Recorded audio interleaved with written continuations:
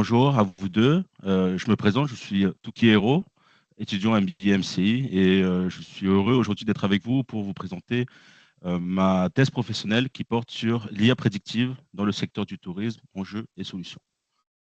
Donc, avant de plonger directement dans le cœur de ma recherche, permettez-moi de vous présenter la raison du domaine du tourisme. En fait, ce qu'il faut savoir, c'est que je suis originaire de Tahiti, une île de Polynésie française, où en fait l'économie repose essentiellement sur le tourisme. J'ai été naturellement en fait passionné et attiré par ce secteur. Donc après, donc là vous voyez un résumé de mon CV. Évidemment, je ne vais pas vous le présenter en entier. Mais ce qu'il faut retenir, en fait, c'est qu'après mon master en e-tourisme, j'ai enrichi mon parcours avec des expériences marquantes au sein du musée de Tahiti ou à Tahiti Tourisme en tant que chef de projet web marketing pendant 2 ans. Et en fait, ces expériences m'ont permis de comprendre ou en tout cas d'entrevoir les attentes des voyageurs et également les défis liés à la digitalisation de ce domaine. De plus, durant l'année 2024, j'ai travaillé pour plusieurs clients et je me suis rendu compte en fait que lorsque je travaillais sur un projet lié au tourisme, en fait, je ne voyais pas le temps passer. Et c'est cette prise de conscience qui a orienté le choix de mon sujet de thèse et qui l'a également conforté durant ces derniers mois de rush dans la rédaction de la thèse notamment. Donc, du coup, pourquoi avoir quitté mon petit cocon, mon petit CDI, et pourquoi être venu en France? Pourquoi avoir choisi l'IA prédictive? Tant de questions auxquelles je souhaitais répondre durant cette soutenance. En fait, ce qu'il faut savoir, c'est que durant ces dernières années, il y a une révolution technologique que l'on a tous connue euh, et qui marquera certainement le siècle, ou en tout cas qui a marqué notre décennie. Donc, c'est l'émergence de l'intelligence artificielle. Cette évolution, en fait, m'a poussé à réfléchir à la manière dont ces outils pourraient être intégrés dans le tourisme. Et en fait, c'est cette quête de connaissances et cette quête d'innovation qui m'a conduit à venir en France aujourd'hui et qui m'a poussé à saisir l'opportunité d'intégrer le MBA MCI. D'ailleurs, ce programme m'a permis d'approfondir mes connaissances sur l'IA et de réaliser en fait à quel point cette technologie transformera le secteur du salariat, mais également le secteur du tourisme. Ce qu'il faut savoir également, c'est que cette thèse professionnelle s'inscrit dans une vision à long terme que j'ai, parce que mon objectif serait de retourner à terme à Tahiti et de proposer en fait une solution innovante à forte valeur ajoutée pour les acteurs du tourisme en Polynésie française. Je n'ai pas décidé de porter mon sujet sur la Polynésie française, puisqu'en fait, en France, j'ai plutôt décidé de le porter en France, puisque le marché est beaucoup plus innovant et d'actualité.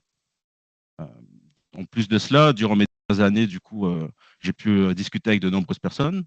Durant mon année de MBMC, j'ai pu également discuter avec des experts du secteur de l'IA, des experts du domaine du tourisme. Et en fait, j'ai remarqué que lors de ces discussions, l'information principale qui crée des débats, on va dire, était la donnée. Donc, comment la nettoyer, comment la préparer, comment l'utiliser, comment la stocker. Et c'est cette réflexion, en fait, qui m'a conduit à me poser la question suivante, qui est ma problématique.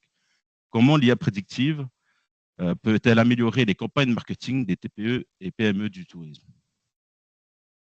Donc, pour y répondre, j'ai utilisé une méthodologie, on va dire, hybride. Donc, dans un premier temps, j'ai exploré les travaux académiques existants pour comprendre en fait les fondations théoriques de mon sujet.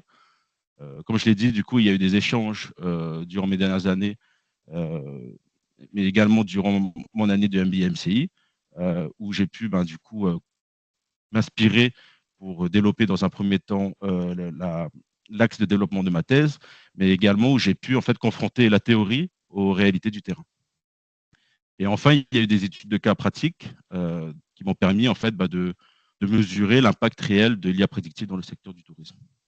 Ensuite, là, je vous ai ajouté quelques sources dans YouTube qui m'a permis d'approfondir les témoignages avec des experts du domaine, Feedly pour faire ma veille au vu de rédiger ma thèse professionnelle, ou encore Google Scholar pour avoir un accès aux publications scientifiques. J'ai également ajouté 3 types d'IA qui m'ont permis en fait à structurer mes idées et à tester en fait certains points, certains axes de développement.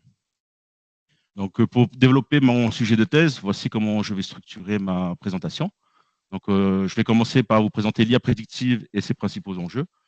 Ensuite, nous allons explorer ses applications concrètes dans le secteur du tourisme.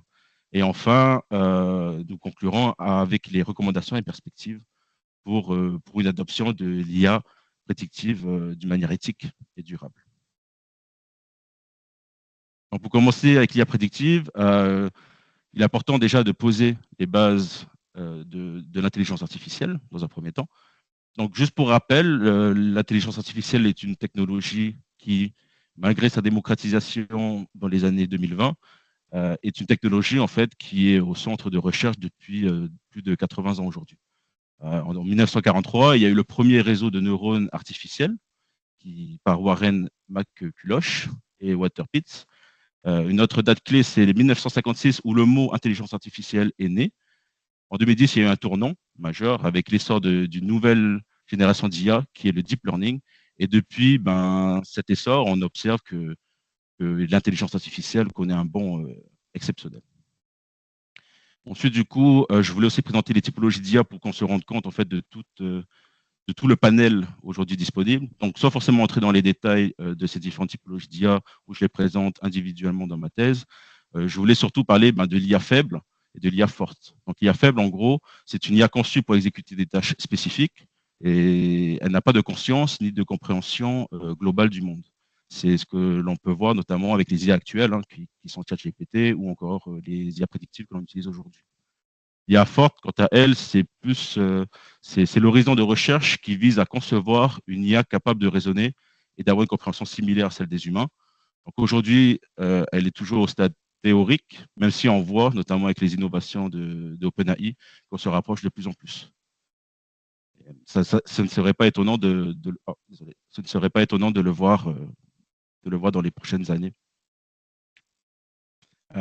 Ensuite, du coup, qu'est-ce que l'IA prédictive? Maintenant qu'on a présenté l'intelligence artificielle, il est important de revenir sur mon sujet principal, qui est l'IA prédictive.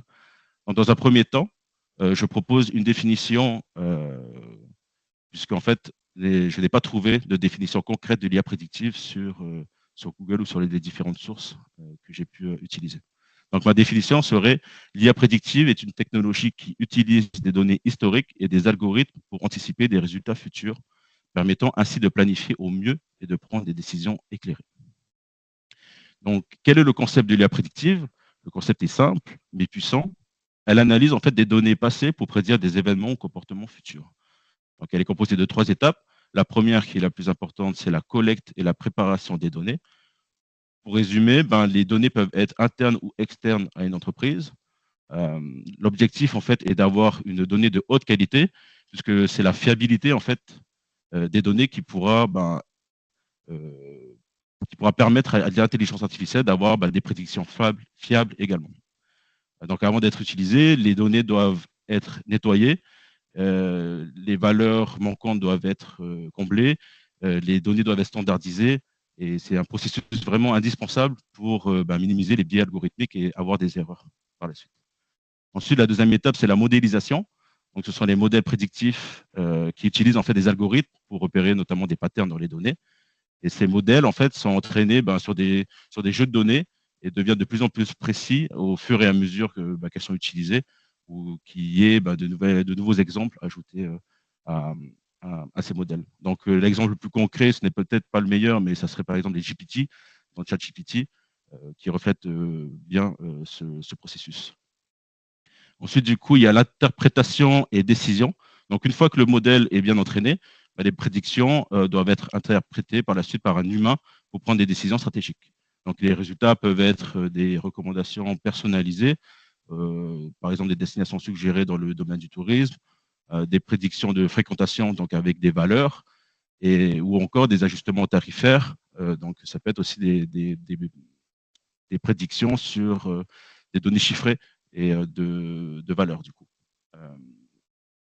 Ensuite, du coup, pour présenter rapidement l'impact de l'IA prédictive sur les canaux du marketing digital, ce qu'il faut savoir, c'est qu'en fait, aujourd'hui, l'IA prédictive a un impact sur tous les leviers du marketing digital. Par exemple, le SEO, l'IA est capable d'anticiper les tendances de recherche pour ajuster le contenu et améliorer le référencement naturel d'un acteur du tourisme, notamment. Le SEA, par exemple, avec Google, Google dispose de modèles prédictifs qui identifient les mots-clés pour diffuser des annonces ciblées et ainsi augmenter le ROI. Cette même logique, en fait, est disponible sur, comme je l'ai dit, sur tous les leviers de marketing digital. Et c'est quelque chose dont on n'a pas forcément conscience, mais voilà, qui existe aujourd'hui. Donc, ensuite, au niveau du coup des enjeux éthiques et législatifs, puisqu'en fait, il faut savoir que pour utiliser des données, il faut rentrer dans le cadre du RGPD et aujourd'hui même de l'AI Act. Donc, sans forcément entrer dans le détail de ces deux leviers, le RGPD a été adopté en 2018 et encadre en fait la collecte et l'utilisation ainsi que le stockage des données personnelles. L'AI Act, quant à lui, impose des règles sur les algorithmes utilisés, qui utilisent ces données, pardon, pour garantir leur transparence et éviter du coup les biais que l'on peut avoir.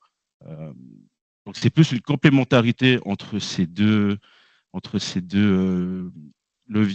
piliers de la réglementation qu'il y a au lieu de voilà, il faut plus prendre les deux et le voir comme une complémentarité. Donc il faut savoir que les sanctions peuvent être très salées pour les acteurs du tourisme ou pour toute entreprise qui travaille dans le digital. Pour le RGPD, ça peut aller jusqu'à 20 millions d'euros, 4% du chiffre d'affaires mondial annuel pour des infractions graves.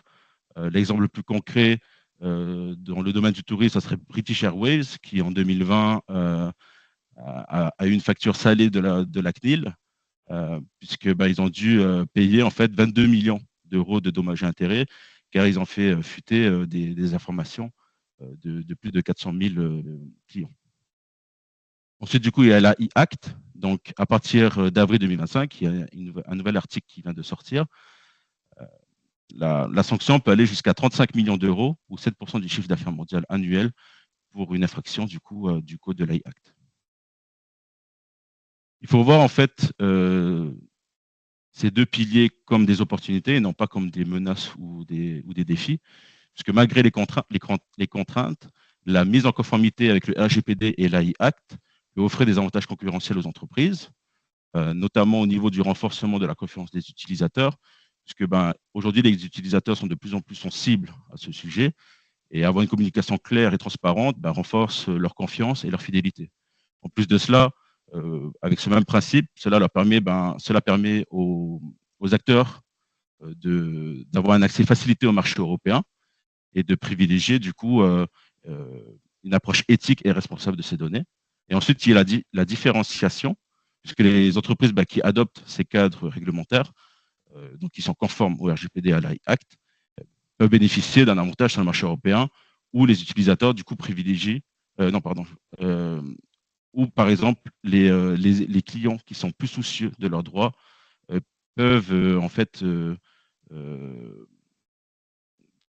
seront plus aptes à continuer avec eux, et en plus ils peuvent devenir leaders de leur marché en ayant en fait cette distinction.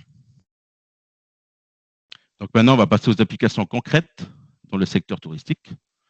Donc il y a dans un premier temps les chatbots et assistants virtuels, qui est en fait un outil qui ne cesse de prendre de la place aujourd'hui sur le marché. Donc pour résumer, en fait, il permet d'avoir un service client sans interruption, puisque c'est un robot et du coup il peut être disponible tous les jours à toute heure. En plus de cela, les robots aujourd'hui peuvent gérer directement les réservations en permettant à un visiteur, enfin à un client, d'annuler, de modifier ou même de pouvoir demander un remboursement via les chatbots. Donc, ça permet d'optimiser en même temps les ressources humaines et de transférer du coup ces ressources vers des valeurs vers du travail qui a une plus forte valeur ajoutée.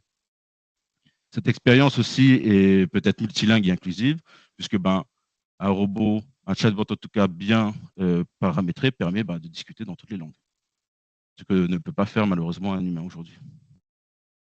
Ensuite, du coup, il y a la gestion prédictive des prix et des stocks. Donc, je vais prendre l'exemple concret de Air France pour expliquer cette approche. Air France, par exemple, il peut anticiper des événements. Donc, par exemple, il y a un festival à Toulouse, et Air France pourra utiliser la tarification dynamique, c'est-à-dire qu'elle pourra augmenter le tarif de ses vols en fonction d'un événement externe, du coup, comme cet exemple le montre, mais également en fonction de ses stocks. C'est ce qu'on appelle aussi le yield management. Lorsque Air France, par exemple, voit qu'il lui reste 10% des places à, combler, et ben, elle peut augmenter les prix, puisqu'elle est déjà rentable, par exemple. Cette même logique, en fait, permet de faire des promotions ciblées. Donc là, on est parti sur une tendance plutôt positive, mais il y a également une tendance où, par exemple, Air France pourrait voir que ses vols ne se remplissent pas, et du coup, cela peut créer des pertes. Donc, pour combler cela, l'IA interactive peut envoyer une information à un marketeur qui pourra par la suite proposer des promotions ciblées. Par exemple, dans 2 mois, il y a uniquement 10% de taux d'occupation sur un vol, et le marketeur pourra pousser en fait ces mêmes dates afin de combler ce manque.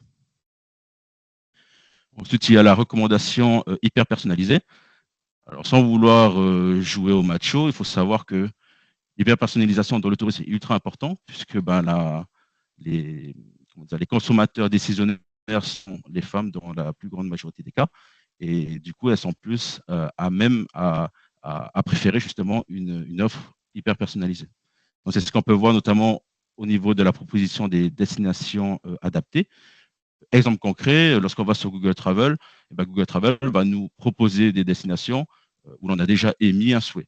C'est une tendance aussi que l'on peut voir par exemple avec Booking ou avec Expedia, avec en tout cas tous les gros OTA du marché, où en fait ils vont utiliser des informations, des données de navigation qu'ils ont pour proposer justement des destinations adaptées. Cette logique aussi peut être observée dans les ventes croisées. Donc TripAdvisor le fait par exemple lorsqu'on réserve lorsqu'on réserve par exemple un dîner ou un déjeuner dans un restaurant, TripAdvisor va nous proposer des activités autour de cet événement, autour du restaurant où on va passer pour manger. Donc tout cela aussi impacte le renforcement des programmes de fidélité, puisqu'en ayant ce genre d'informations, il est possible par la suite d'adapter, notamment au travers de campagnes d'emailing, et d'adapter du coup les récompenses que l'on va envoyer à nos visiteurs ou à nos clients pour qu'elles soient plus pertinentes et pour que cela en fait renforce la fidélité à long terme. Donc, j'ai présenté 2 études de cas dans le cadre de ma thèse. Le premier, c'est Booking.com, qui exploite en fait les modèles prédictifs pour améliorer l'expérience utilisateur via des recommandations ciblées et des stratégies tarifaires dynamiques. Il faut savoir qu'aujourd'hui, Booking.com est un acteur emblématique de l'utilisation de l'IA dans le domaine du tourisme. Et en fait, il a réussi à maximiser les ventes tout en augmentant la satisfaction des utilisateurs, et notamment grâce à une expérience fluide et plus personnalisée. Ensuite, il y a Apidae, qui est une plateforme qui est une base de données touristique collaborative et nationalisée. Et en fait, l'objectif d'Apidae, c'est d'engranger en fait les acteurs du tourisme pour qu'ils travaillent ensemble sur une base de données commune. Et ce sujet est d'ailleurs au centre de ma recommandation finale, sur laquelle je reviendrai par la suite. Et ce qu'il faut savoir, en fait, c'est que Apidae a 2 types d'IA qui sont intégrés à sa plateforme. Il y a l'IA prédictive qui permet, par exemple, aux offices de tourisme de savoir les informations qu'il manque ou de pouvoir, par la suite, générer via l'IA générative ces informations. L'office de tourisme aura également des notifications en cas de manquement sur une fiche prestataire et pourra envoyer notamment l'information à un acteur du tourisme pour que lui se charge de mettre à jour les informations, les données qu'il a dans cette base de données. Ensuite, en partie 3, du coup, il y a les recommandations et les perspectives.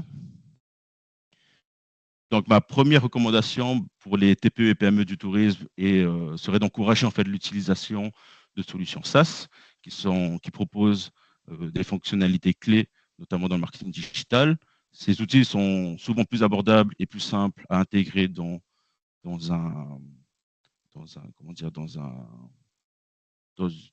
la digitalisation en tout cas des TPE et PME. Par exemple concret, lorsque j'étais à Tahiti Tourisme, j'ai eu l'occasion de travailler avec Wabitix, qui est géré par David Pelletier et qui est une personne que j'ai interviewée dans le cadre de ma thèse professionnelle. Son outil, en fait, est un SaaS qui permet d'engranger plusieurs outils comme SEMrush, Yourtex Guru ou encore Ahref, par exemple. Et du coup, ça nous a permis, dans un premier temps, d'optimiser les articles que nous avions déjà sur nos différents sites internationaux. Et en plus de ça, l'outil nous a permis de nous donner des idées de création d'articles pour, pour pouvoir répondre à une certaine demande des visiteurs. Donc aujourd'hui, ce sont des solutions qui existent et qui sont intéressantes justement aux TPE-PME qui veulent développer leur activité. Donc en plus de ça, évidemment, il y a l'encadrement éthique. Donc les TPE-PME doivent garantir la transparence des données, que ce soit sur leur collecte, mais aussi sur leur utilisation. Donc il faut que les acteurs du tourisme aujourd'hui soient transparents sur les données utilisées et les décisions prises par l'IA. Il faut également qu'ils donnent la possibilité aux utilisateurs de comprendre et contester les recommandations automatisées. Ces deux sujets, en fait, font partie intégrante du RGPD et de l'AI Act et permettra, du coup, de ne pas avoir des factures salées comme on a pu le voir plus tôt. Ensuite, évidemment, comme toute nouveauté, il y a une formation continue à faire au niveau des équipes. Donc, la mise en place de formations régulières. Il est important, du coup, d'expliquer l'utilisation des solutions IA et sur l'interprétation des données générées. Et puis, pour éviter de diviser, les employés et de pouvoir comment dire, leur donner envie de travailler ensemble, en tout cas avec l'IA, il faut créer des sessions interactives avec des démonstrations pour montrer en fait concrètement les résultats de l'IA et sur les opérations et la performance actuelle d'une entreprise. Cela permettra en fait d'avoir une meilleure appropriation de l'outil et limiter du coup les comportements, on va dire, récalcitrants. Et enfin, il y a une mutualisation à faire des bases de données. Aujourd'hui, comme je l'ai dit, la donnée est au cœur des sujets des différents acteurs, peu importe leur taille, mais surtout dans les TPE et PME. Cela permettrait de réduire les coûts en mutualisant les frais de collecte et le traitement des données, d'accéder en plus à des modèles d'IA comme le propose Apidae, qui sont plus performants et qui permettent en fait d'avoir une plus grande base de données à disposition. Et tout ça en fait ferait que l'ensemble des acteurs du tourisme pourront travailler en fait dans un but commun qui est de faire la promotion du tourisme et en même temps de développer au maximum leur région ou leur ville. En plus de ça, ça permettrait d'optimiser des ressources humaines, puisque ça peut permettre à certaines TPE ou PME de ne pas forcément avoir besoin de recruter, par exemple, un chargé de base de données. Ensuite, en ce qui concerne les perspectives futures, la réalité augmentée dans les années à venir jouera un rôle beaucoup plus important qu'elle ne joue aujourd'hui, notamment grâce aux différentes innovations que l'on connaît. Donc peut-être que plus tard, ça ne se fera pas avec des casques, mais plus avec des lunettes, par exemple, que ce soit au début pour convertir un client, mais également dans la poursuite de l'expérience client. Par exemple, la réalité augmentée peut être utilisée, comme je l'ai dit, pour donner envie à une personne de voyager, pour vraiment faire en sorte de créer du tourisme immersif, mais également sur place directement en permettant d'avoir par exemple une reconstitution historique du Machu Picchu, par exemple, ou même de Notre-Dame de Paris. Ça serait vraiment quelque chose qui ajouterait de la valeur ajoutée dans le domaine du tourisme. Et pour le moment, la technologie n'est pas assez bonne pour être vraiment mise en avant. Ensuite, il y aura une tendance qui devra avoir lieu et qui commence déjà, ça serait les villes intelligentes. La gestion des flux des visiteurs aujourd'hui est quelque chose qui préoccupe beaucoup les villes et qui préoccupe beaucoup les acteurs du tourisme. On peut l'observer notamment à Venise ou à Barcelone où ils ont déjà mis en place des systèmes de gestion de flux de visiteurs. Et aujourd'hui, on parle aussi d'Amsterdam qui veut mettre en place cette technologie. Et enfin, du coup, pour en venir à mon ambition, moi, ma grosse préconisation et ce que j'aimerais bien faire, ce serait de créer un SaaS tout en un dédié aux TPE et PME du tourisme. Donc l'objectif, en fait, serait de centraliser les outils essentiels en intégrant l'AI Act comme standard de fonctionnement. Donc pour expliquer concrètement, en fait, ma vision des choses serait de créer un SaaS du coup qui permet de relier plusieurs sources d'informations, comme par exemple Apidae, Eloha, qui permet d'avoir qui est une plateforme de réservation et qui permet d'avoir en fait des disponibilités, notamment des acteurs du tourisme. On pourrait aussi y intégrer WebEthics, par exemple, pour avoir des préconisations au niveau du SEO. Et en fait, bah, l'objectif, ce serait vraiment d'avoir un outil qui permet en fait d'harmoniser euh, la, la promotion d'une destination. Exemple concret, euh, il y a un événement qui se fait la semaine prochaine et l'IA prédictive voit qu'il y a un hébergement à 20 km, par exemple, d'un festival. Le but serait que l'outil envoie un message d'information au prestataire en question pour lui dire, écoute, il y a un festival qui est juste à côté de toi. Je vois que pour le moment, les, euh, les réservations ne se font pas. Mais ce que je te propose, c'est que je vois par exemple que là, sur les réseaux sociaux, il y a énormément de personnes qui parlent de ce festival. Et ben moi, ce que je te propose, c'est de créer une offre personnalisée ou une offre promotionnelle sur ces outils pour te permettre d'augmenter ton taux d'occupation de, je sais pas, de 50%. Ça serait vraiment arrivé à cela que voilà, c'est peut-être un objectif ambitieux, mais en tout cas, ça serait vraiment, je pense, une très belle avancée pour le tourisme aujourd'hui. Donc, pour conclure, l'IA prédictive est une opportunité majeure dans le tourisme, notamment pour les TPE et PME, en optimisant la personnalisation des offres et en augmentant leur compétitivité. Cependant, cette intégration ne peut se faire sans réflexion éthique et réglementaire solide, comme nous l'avons vu précédemment. Et si je devais avoir un message clé pour conclure du coup cette thèse, c'est qu'il est possible de concilier innovation et éthique grâce à des solutions transparentes, accessibles et collaboratives. Voilà, merci pour votre écoute et j'espère que ma présentation vous aura intéressé.